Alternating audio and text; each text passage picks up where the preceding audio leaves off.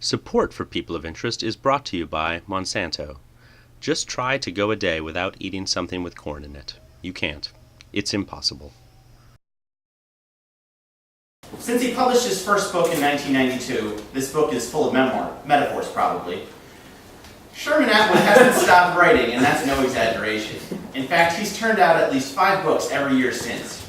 Working quickly without an editor, Atwood writes an exciting and critically heralded form of stream of consciousness fiction that often seems haphazardly thrown together by someone who is just looking to cash in on as many books as he can sell. In 2003, he won the Nobel Prize for Literature for his classic, For All You Know, These Typos Were Intentional. Atwood's latest novel, untitled Document Number 2, finds Atwood following the artistic process of a dedicated writer that has been speculated to be loosely autobiographical. Sherman Atwood, welcome. Thank you for having me. I was wondering if you would start by reading a passage from your book. Edward stared blankly at the blinking cursor on his screen. He tapped his fingers on the keyboard without actually pressing any of the keys and let out an audible sigh. Insert some metaphor here about him not actually pressing the keys, buttons, makes it like his writing is really empty or something. No, wait. No, it's a symbol of how his writing used to just fly from his fingers naturally, and now it's like it doesn't anymore, and he's really bummed out, and he has to search for the magic again. I don't know, whatever. I'll clean this up later. Bill searched his mind to see if there was anything that would make him start typing again. Oh wait, I was calling him Edward. I'm feeling Bill now, so I'm going to go with that. More blue collar. He's a real writer of the people. Or is that too mainstream? And I'm artsy. I don't remember. What did Sheila say? I think I'm artsy, so he should be more high-class asshole. Edward it is. Or maybe I'll blow all their minds and make him really populist, mass market kind of guy. Like they think he's writing some amazing shit and he's really writing some shitty romance novels. Oh, who even cares? I'll just leave all these notes in as the stuck-up literary types think it's completely intentional. What a bunch of dumb pricks. I should just have the rest of this piece of trash just be me counting my money. In fact, let's start right here, right now. $1, $2, $3. Thank you so much. That passage is just so. How do you get away with it? I mean, being so talented. How do you get away with being so talented? I think that's the only reason I'm able to do this in the world. I think talent takes you much farther than skill, because they are distinct from each other. Sure. Well, how so? Elaborate. Well, a skill you can learn. A skill is like shipbuilding, or painting, or like oven roasting. Sure, of course. Talent, you're born with it, like sickle cell anemia. Of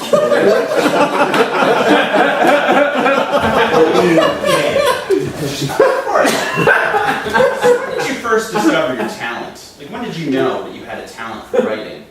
When I was a child, growing up in Nantucket.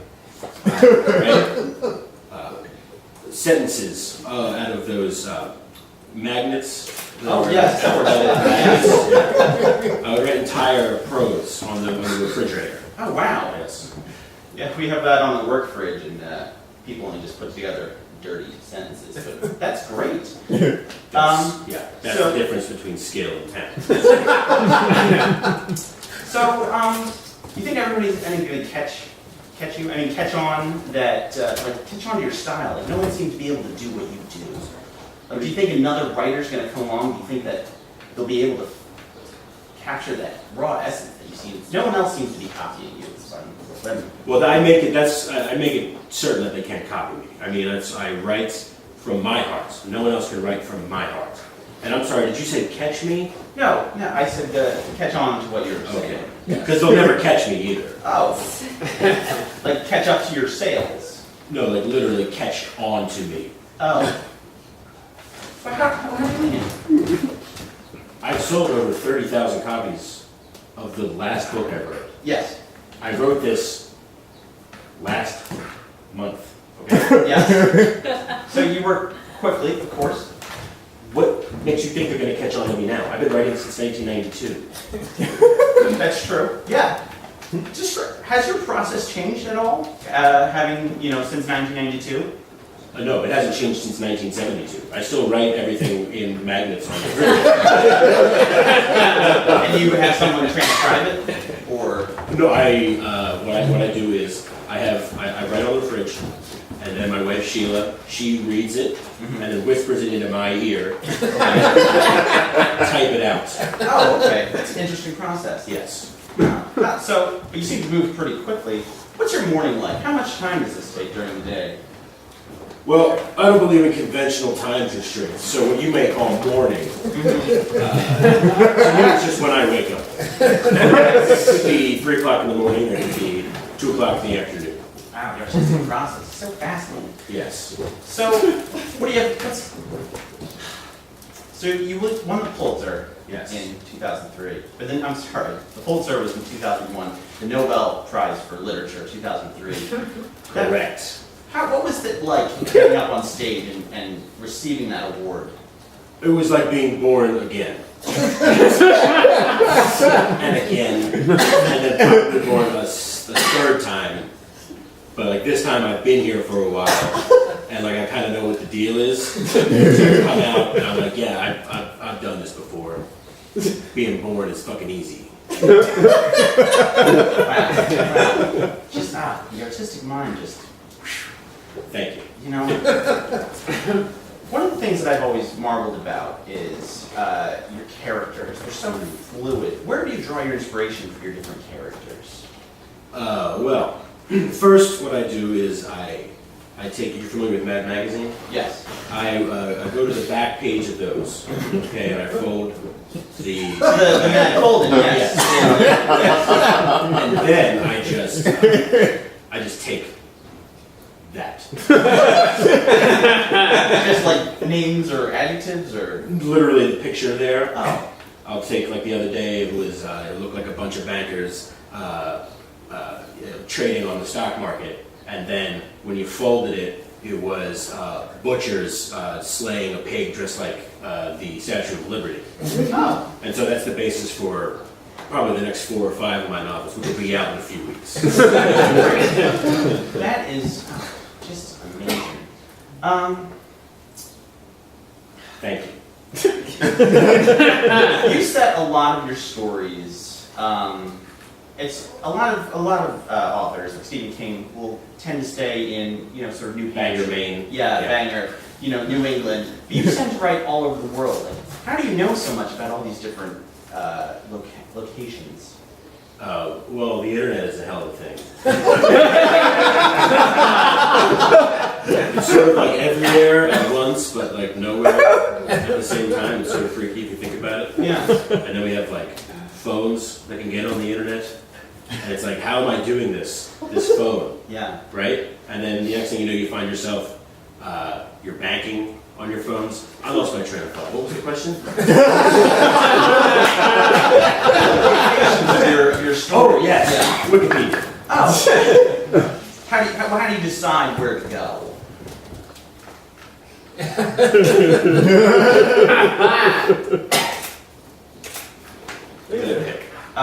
Yeah.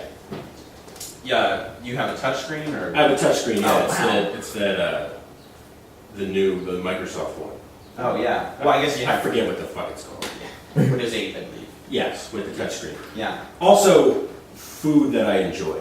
Oh really? Yeah, like I like sushi, so I write a lot in Japan. Yes. Hummus, like hummus, so a lot of Middle Eastern stuff. Oh yeah. Like that whole Middle Eastern series you did in '98. Yeah, The whole year. Yeah, the scepter of Courage. I didn't really think that you'd be able to get into such an epic, sort of epic fiction. You seem so grounded, but then you have this almost fantasy aspect. Well, I mean, I'm a human being. I fantasize like everybody else. I got a particularly good batch of hummus. I find myself kind of whisked away. The crime. No, of course not. It's the least of the crimes I've committed, I'm sure. Well, I have one final question. A lot of your critics, I just wanted to see how your critics say you're a hack, and that everything you've written is just it likened it to someone just farting on a page. What do you say to your critics? I say that they must have been going through my things because Farting on a Page is going to be released in 2015. So that one's in the pipes, you know? Yes! The internet is a lot like pipes. Information in, information out. It's a series of pipes. It's like that. Fascinating. It's like that screensaver where the pipes show up if you wait for too long. Oh my god, it is. Are you composing a story right now? I am. Thank you so much.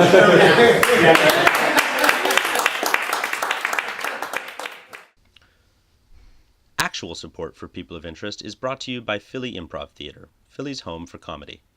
In addition to shows every week of the year, PHIT offers classes in improv, sketch, and stand-up. For more information, visit phillyimprovtheater.com.